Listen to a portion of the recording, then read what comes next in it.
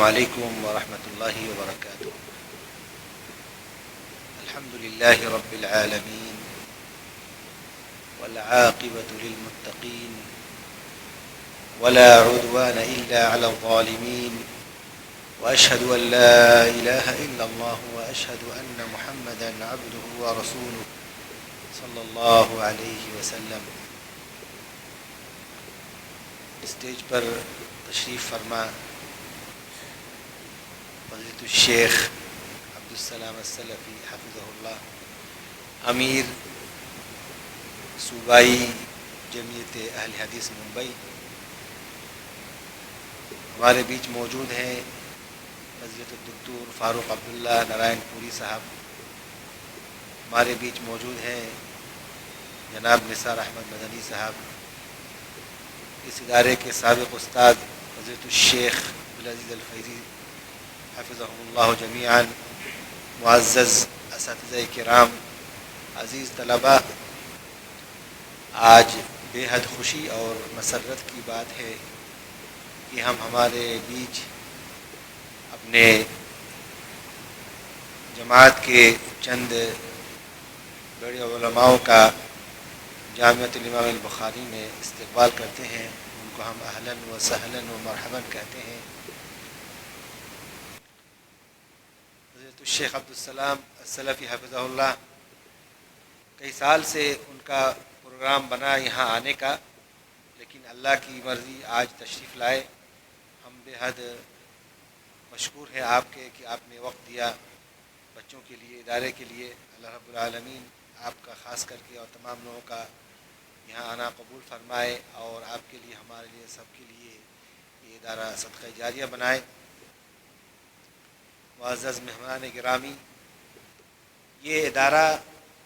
توحید educational trust, جس کی ابتدا سن 1988 میں اس مسجد کے بغل میں جو آفس کی بلڈنگ ہے، یہاں پر 3-4 کمروں سے اس کی ابتدا ہوئی تھی، اور یہ ایک حفظ خانے سے اس کی ابتدا تھی،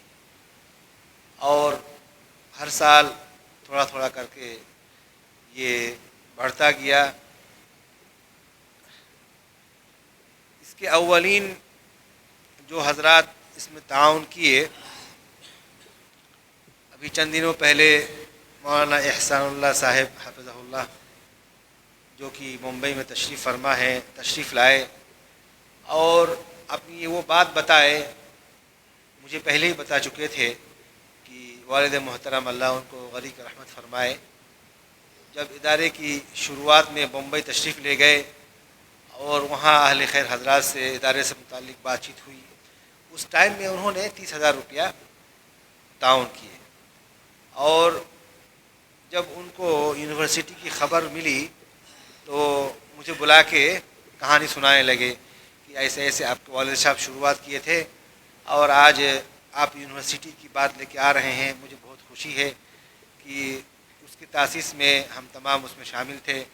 اور آج الحمدللہ اس مقام تک پہنچا۔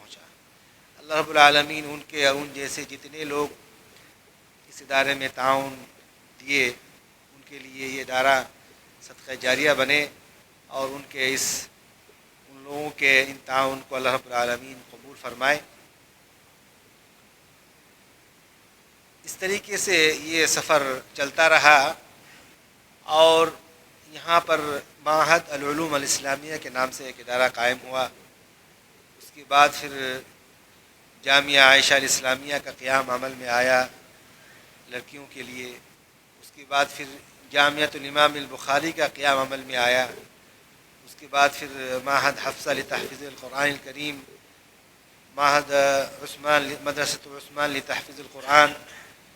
توحید institute of engineering and technology ITI، اس کے بعد توحید آئیڈیل اکیڈمی، توحید اکیڈمی جو کہ اس وقت AMS انٹرنیشنل اسکول کے نام سے جانا جاتا ہے۔ یہ ادارے الحمدللہ تمام قائم ہوئے، اور اس کے علاوہ اس وقت ٹرسٹ کے انڈر میں NCPUL گورنمنٹ آف انڈیا کا کمپیوٹر ٹریننگ سینٹر ہے، وہ چل رہا ہے ادارے میں۔ NOIS کا سینٹر، جس سے مدارس کے بچے 10ویں اور 12ویں کا ایگزام دے سکتے ہیں، اس اس کا سینٹر چل رہا ہے۔ NCPUL کی طرف سے کیلیگرافی یعنی خطاطی اور کتابت کا جو کورس ہے وہ کورس بھارت سرکار کی طرف سے چل رہا ہے۔ یہ مختصر ایکٹیویٹی جو بتایا گیا یہ تعلیمی میدان میں یہ سب الحمدللہ ادارے کے توحید ایجوکیشنل ٹرسٹ کے انڈر میں بحسن خوبی چل رہا ہے، اللہ کا فضل و احسان ہے۔ ان تمام اداروں میں لگ بھگ 250 سے زیادہ معلمین اور معلمات اور موظفین اور موظفات کام کر رہے ہیں اللہ کے فضل سے۔ اور لاک ڈاؤن سے پہلے تمام اداروں میں 3000 سے زیادہ طلباء اور طالبات زیر تعلیم تھے۔ لاک ڈاؤن کے بعد بچوں کی تعداد میں کمی آئی۔ سال رواں داخلہ کے وقت لگ بھگ 2600 بچے ایڈمیشن لیے، اور یہ سفر اسی طریقے سے الحمدللہ چل رہا ہے۔ یہ ہمارے جو ادارے ہیں ہندوستان میں جامعہ ملیہ اسلامیہ، اور اس کے بعد JNU، کلکتہ میں یونیورسٹی ہے، پٹنہ میں ہے، مانو ہے، اس طرح کے کئی سارے یونیورسٹیوں میں ہمارے طلباء اعلیٰ تعلیم حاصل کر رہے ہیں، اور وہاں سے ہماری جو سرٹیفکیٹس ہیں وہ معادلہ ہے۔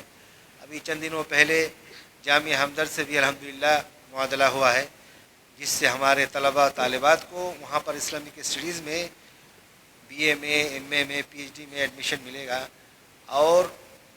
BU MS میں بھی ہمارے بچے ایڈمیشن لے سکتے ہیں، ہمارے طلباء اور طالبات۔ 2010 میں جب والد صاحب انتقال کیے تو ناچیز کے کمزور کندھوں پر یہ تمام ذمہ داریاں آئیں۔ والد صاحب کا جو پلان تھا کہ ہم یہاں پر ایک مدرسہ قائم کریں گے۔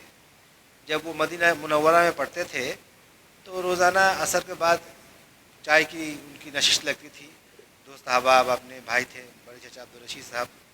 اور روزانہ ایسی باتیں ہوتی تھی کہ اپنے علاقے میں کوئی معیاری ادارہ نہیں ہے جن کے پاس بنارس جانے کا یا دیوبند جانے کا یا لکھنؤ جانے کا یا عمر آباد جانے کا جو پرانے ادارے ہیں وہاں تک جانے کا پیسہ جن کے پاس ہوتا تھا وہ بچے جا کے وہاں پڑھتے تھے، اور جن کے پاس وہ کرایہ بھی نہیں ہوتا تھا تو وہ مکتب میں پڑھنے کے بعد مزدوری کرنے لگتے تھے۔ تو ان کا ایک خواب بھی تھا کہ بھائی اس علاقے میں ایک مدرسہ قائم کرنا ہے جو کہ ان کی زندگی میں تمام اداروں کو ایک جگہ جمع کر دیا جائے اور تمام زمینوں کو ایک جگہ کر دیا جائے تو علی گڑھ اور جامعہ ملیہ جیسے شکل بن جائے گی، تمام بلڈنگیں اور تمام ادارے اور تمام زمین۔ لیکن یونیورسٹی کا جو ایک ہونا چاہیے گورنمنٹ کی طرف سے وہ سسٹم نہیں ہوا تھا۔ تو 2010 میں جب میں چیئرمین بنایا گیا تو یہ خواب لے کے ہم لوگ چلتے رہے کہ ایک پرائیویٹ یونیورسٹی کشن گنج میں توحید ایجوکیشنل ٹرسٹ کے زیر نگرانی ہونی چاہیے، اور بہار پرائیویٹ یونیورسٹی ایکٹ 2013 میں کچھ تبدیلی آئی، اور تبدیلیاں اتنی آسان ہوئی کہ الحمدللہ ہم لوگوں کو بھی ہمت ہونے لگا کہ ایک یونیورسٹی ہم بھی یہاں بنا سکتے ہیں۔ 2018-19 میں ہم لوگ 10 لاکھ روپے فیس جمع کر کے DPR بہار سرکار کو جمع کیے، اور 2021 کے فروری مہینے میں بہار سرکار نے یونیورسٹی بنانے کے لیے لیٹر آف انٹینٹ جاری کیا، اور 2021 سے لے کر 2 سال کی مدت میں جو یونیورسٹی کی بنیادی ضرورت ہے بلڈنگ اور زمین اور ساری چیزیں وہ لگ بھگ پوری ہو چکی ہے، اور ابھی اس میں صرف فرنیچر اور کچھ چیزیں ہیں جو کمی ہے، وہ دعا کریں کہ اللہ رب العالمین جلد از جلد پورا کر دے تاکہ فائل مکمل ہو اور یونیورسٹی کا خواب پورا ہو سب لوگوں کے لیے۔ تمام اپنی جماعت کے جتنے بھی لوگ ہیں سب لوگ متمنی ہے کہ ایک یونیورسٹی قائم ہونی چاہیے۔ آج ہندوستان میں اگر ہم دیکھیں تو لگ بھگ 4 کروڑ سے زیادہ آبادی ہے، اور ہم لوگ ابھی بھی اس نعمت سے محروم ہیں کہ ہمارے پاس کوئی یونیورسٹی نہیں ہے۔ ہمارے ملک میں جین حضرات جو کہ 1% سے بھی کم ہے ان کے پاس 10 یونیورسٹی ہے۔ ہمارے ملک میں سکھ بھائی لوگ جو کہ 2% سے ان کی آبادی کم ہے ان کے پاس 20 یونیورسٹی ہے، اور ہم اس سلسلے میں بہت پیچھے ہیں۔ یہ کوشش الحمدللہ ہو رہی ہے، چل رہی ہے۔ آپ تمام سے خصوصی دعاؤں کی درخواست ہے کہ جو مراحل باقی ہے اللہ رب العالمین اس کو بآسانی پورا کر دے، اور یہ یونیورسٹی ہمارے لیے، آپ کے لیے، تمام لوگوں کے لیے جو بھی اس میں تعاون دی ہیں سب کے لیے تا قیامت صدقہ جاریہ بنے۔